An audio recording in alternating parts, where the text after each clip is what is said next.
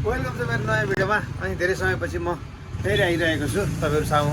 अलिकति यतातिर जोडिन सकेको थिएन, अनि फेरि आज धेरै समय भयो एउटा भिडियो हालौँ न त भनेर। आज त भ्यालेन्टाइन डे आज भ्यालेन्टाइन डेको तयारी के कसो छ त नि।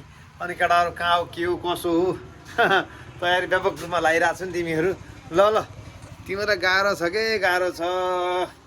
अब यत्रो मेहनत गरिसकेपछि आज भ्यालेन्टाइन डेको दिन त जानै पऱ्यो, हिँड्नु पऱ्यो भेटा। अनि यत्रो दिनको मेहनत चाहिँ खेर नजाओस्। बिचमा आएर चाहिँ केटीलाई यसो प्रपोज सर्पोज गर्ने बेलामा चाहिँ अलरेडी मेरो बोयफ्रेन्ड छ है सरी भन्यो भने चाहिँ बर्बाद हुन्छ है केटा हो। त्यही भएर यसो पहिले विचार गर्न पर्ने हो। विचार गरेको थिएनौ।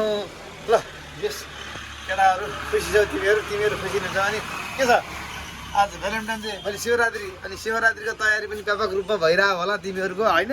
चल्छ तिमीहरू त व्यापक रूपमा गर्छ नि त तयारी। दाइ पनि छ, दाइलाई पनि यसो सम्झाओ है। शिवरात्रि आफू पनि शिवको भक्त परियो। ल ल सम्झिनु पर्छ दाइलाई, सम्झिनु रमाइलो गर्नुपर्छ भोलि शिवरात्रिको दिन। अब आज भ्यालेन्टाइन दिन त्यस्तै भयो, भेटघाट छैन। भोलि चाहिँ भेट्नुपर्छ। अरू बेलामा केटाहरू भेटिन्छ देखिन्छ है। अब यो शिवरात्रि बेलामा भोलि अब कोही आउँदैन, कोही देखा पर्दैन, थुत्रो देखाउँदैन। पर्सिपल्ट फेरि चटक देखाउँछ नाटक। यिनीहरूको चटक चल्छ फेरि दाइ भन्दै। यस्तो नहोस्। चुनाव पनि आइरहेको छ, चुनावको माहौल के छ के गरिरहेको छु होइन। भोट केमा हाल्ने भनेर म तिमीलाई सोध्दिनँ। भोट चाहिँ तिमीलाई जेमा मन लाग्छ त्यसमा हाल। मैले भनेर तिमीलाई लाग्दैन होइन। अब म अब कुनै पार्टीमा हाल भनेर भन्दिनँ, त्यो चाहिँ आफ्नो इच्छा हो। सरकारले यत्रो खर्च गरेर चुनाव गर्ने, अनि मैले एमा हाल भनेर हुनु। तर हाल्न चाहिँ सही नेतृत्वलाई हाल्नुपर्छ। भोट चाहिँ खेर जानु भएन। तिमीले हालेको भोटले चाहिँ भोलि नेताहरू ठाउँमा पुगेपछि तिमीहरूको समस्या पीडाहरू पनि बुद्धि निकाल्नेलाई हाल्नुपर्छ है त। त्यस्तै छ।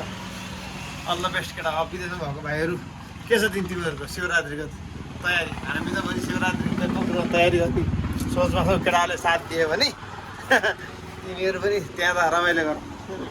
ल लङ टाइम पछि आएको छु भिडियो चाहिँ हेर है। अब आउँदै गर्छु म फेरि।